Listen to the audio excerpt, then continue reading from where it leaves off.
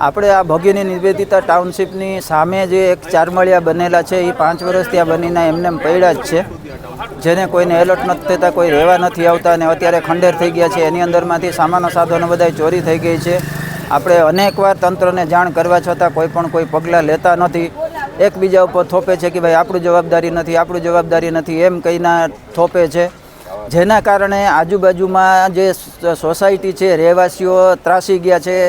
એના કારણ એ છે કે એની અંદરમાં જે બધા ગેરરીતિઓ થાય છે, દારૂ પીવાની, હો-હલ્લા કરવાની, ગુંડાગર્દી કરવાની, એવું બધું એની અંદરમાં ચાલે છે, પણ એના કોઈ ધ્યાન નથી દેતા. આપણે પોલીસને ફરિયાદ નથી કરતા.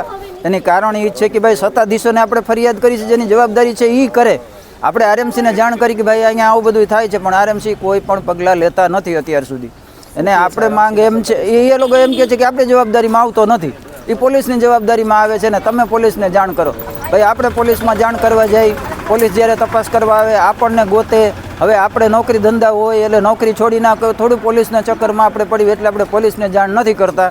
આપણે તો માંગણી એ જ છે કે ભાઈ આને પાડી નાખો.